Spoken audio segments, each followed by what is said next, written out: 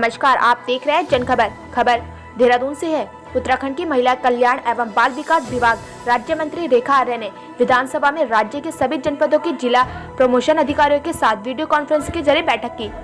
इस बैठक में केंद्र एवं राज्य पोषित विभिन्न योजनाओं की समीक्षा बैठक की गई। बैठक में रेखा आर्य ने कहा कि महिला कल्याण विभाग द्वारा समाज की ऐसी महिलाओं, बालिकाओं और बालकों के बारे में जो समाज की मुख्य धारा में नहीं जुड़ पाए, उन सबके संबंध विशेष संवेदनशीलता दिखाई जाए। निरक्षित एवं अनाथ महिला एवं बच्चों के संबंध में चलाई जाने वाली योजना की जानकारी का व्यापक प्रचार प्रसार किया जाए।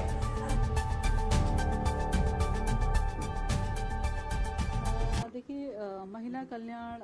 की विंग है, महिला कल्याण विंग है महिला सशक्तिकरण बाल विकास विभाग की। आज उसी की जो है समीक्षा बैठक ली गई है। महिला कल्याण विभाग अपने आप में एक बड़ा ही संवेदनशील पार्ट है महिला सशक्तिकरण का, जहां पर हम ऐसी महिलाओं से और ऐसी बालिकाओं से अथवा ऐसे बालकों से हम लोग क्लोज होते हैं जो कि किसी न किसी रूप से समाज से पीड़ित होते हैं या किसी न किसी रूप से क्राइम के स्वरूप में हमारे पास आते हैं। तो इन बच्चों के लिए अथवा ऐसे निराश्रित महिलाओं के लिए हम लोग क्या क्या कर रहे हैं और इस कोरोना के समय में हम लोग किस तरह से उनको हम लोग सुरक्षित रख पा रहे हैं, उन्हीं सभी व्यवस्थाओं पर समीक्षा की गई है। विभाग कोरोना के दिशा में तो बहुत अच्छा काम कर रहा है और मुझे खुशी है। मैं तो अपने चाहे वो हमारे निदेशक हों या हमारे सचिव हों या हमारे जिला प्रोबेशन अधिकारी हों, सभी लोग कोरोना को लेकर बड़े ही संवेदनशील है और ईश्वर की कृपा है कि अभी तक हमारे यहाँ पे इस प्रकार का कोई भी मामला अभी तक नहीं आया है और मैं ईश्वर से प्रार्थना भी करूँगी कि वो कभी आए भी नहीं। उस पर पूरी सावधानी जो भारत सरकार की गाइडलाइन है उसका अनुपालन 100% जो है वो किया जा रहा है। दूसरा विभाग, हमारे यहाँ पे चलने वाली कई सारी योजनाएं हैं जो कि अनाथ बच्चों के लिए अथवा ऐसे बच्चे जो कि जिनके अभिभावक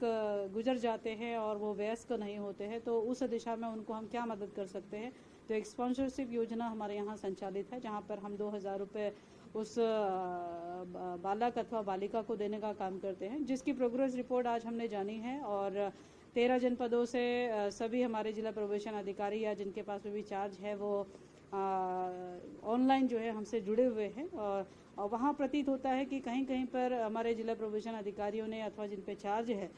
स्पॉन्सरशिप योजना के तहत बहुत बढ़िया काम नहीं किया है। कहीं पर बिल्कुल शून्य रखा गया है, जिसमें एक उत्तरकाशी जनपद है।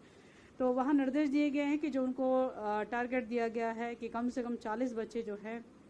वो स्पॉन्सरशिप योजना से जोड़े जाए, ताकि उन बच्चों को जो कोई भी पाल रहे हैं, चाहे वो दादा दादी के पास पल रहे हो, चाहे अपने रिश्तेदार के पास पल रहे हो, तो वो कम से कम एक आर्थिक रूप से उनको जो है मजबूती मिल सके। तो उस और सख्त निर्देश दिए गए हैं कि यदि आपने अपने लक्ष्य को पूरा नहीं किया तो निश्चित रूप से आश्वासन स्पष्टीकरण जैसी कार्रवाई आप पर की जा सकती है। इसके अलावा हमारे यहाँ बालिका निकेतन है या शिशु सदन है अथवा संप्रेक्षण गृह है, उनकी भी समीक्षा की गई है और जहाँ पर हमें हमारे जिला प्रोविजन अधिकारियों ने ये बताया है कि हमें अतिरिक्त मानव संसाधन की आवश्यकता है। तो आउटसोर्सिंग के लिए निदेशक को निर्देश दिए गए हैं कि शीघ्र जो है आउटसोर्स कर अखबार में प्रकाशित कर अथवा जिलाधिकारी के माध्यम से जो भी व्यवस्था हमें मिल सके, चाहे उपनल से मिले, PRDS से मिले, आउटसोर्सिंग से मिले, तो मानव संसाधन से फुलफिल किया जाए हमारे संस्थानों को। इसके अलावा कुछ निर्माणाधीन संस्थाएं थे जो कि उधम सिंह नगर में और हमारे अल्मोड़ा जनपद में निर्माण की अवस्था में अभी हैं, उनकी भी प्रोग्रेस रिपोर्ट जानी है। अभी कोरोना के समय थोड़ा प्रभावित हुआ है, लेकिन शीघ्र अपने समय रहते हुए उसको पूर्ण करने का निर्देश जो है वो दिए गए हैं। मैं समझती हूँ कि विभाग द्वारा निरंतर चाहे वो किशोरी हो या वो किशोर हो या वो शिशु हो, उसको लेकर पूरी संवेदनशीलता है और ऐसे बच्चे जो किसी न किसी क्राइम के स्तर से हमारे पास आते हैं तो उनको भी किस प्रकार से हम प्रोटेक्ट और किस प्रकार से उनको समाज के मुख्य धारा में हम जोड़ सके, उस दिशा में भी लगातार प्रशिक्षण के कार्यक्रम भी चल रहे हैं। मैम, बाल विकास में आप देखते हैं, मैं समझती हूँ कि माननीय मुख्यमंत्री जी ने प्रवासियों की बहुत ज़्यादा चिंता करी है। उनको लाने से लेकर उनका किस तरीके से वो रोजगार परक हो सके और साथ साथ में किस तरीके से पलायन पे भी ब्रेक लग सके, उसी दिशा में माननीय मुख्यमंत्री जी मुख्यमंत्री स्वरोजगार योजना को लेकर आए हैं। उस योजना के तहत निश्चित रूप से कृषि हो या वो पशुपालन हो या मत्स्य पालन हो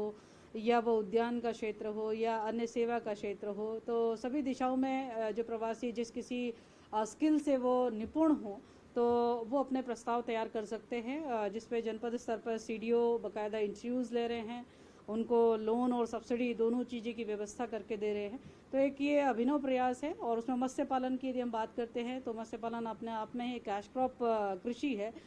जिसको यदि कम मेहनत में अधिक फल वाला यदि हम मुक्ति देंगे तो ज़्यादा सही रहेगा। तो मैं समझती हूँ कि मत्स्य पालन हो या पशुपालन हो, उस दिशा में हमारे प्रवासी अपने प्रस्ताव लगातार लगा रहे हैं। जनपद अल्मोड़ा की चूँकि मैंने समीक्षा करी है तो इसलिए मेरे पास ये जानकारी है कि वहाँ पर लोगों ने मत्स्य पालन की ओर रुझान दिखाया है और ऐसे प्रस्तावों को जिलाधिकारी ने और CDO ने भी प्रोत्साहित किया है और वो अपने प्रोजेक्ट पा रहे हैं जिसमें 25% या 20% की सब्सिडी भी जो है संबंधित प्रवासी जो प्रोजेक्ट बना रहे हैं उनको मिल भी रही है। देखिए, ऐसे बच्चे जो भीख मांगते हैं या ऐसे बच्चे जो कि नशे के किसी प्रकार से भी आदी हो गए हैं, तो हमारा प्रयास ये रहता है कि जैसी हमारे पास में यदि सूचना मिलती है उन्हें उस सूचना के आधार पर संबंधित जिलाधिकारी या संबंधित SSP को सूचना भी दी जाती है। कोशिश हमारी ये रहती है कि इन बच्चों को किस तरीके से हम नशा मुक्ति केंद्र में जो है हम लोग भेज सकें और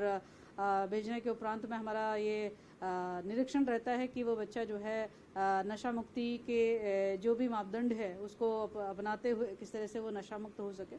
इस दिशा में श्रम विभाग की ओर से भी प्रयास रहते हैं, इस दिशा में समाज कल्याण विभाग की ओर से भी प्रयास रहते हैं और हम लोगों के पास भी यदि सूचना आता है तो लगातार हम भी उस दिशा में प्रयास करते हैं।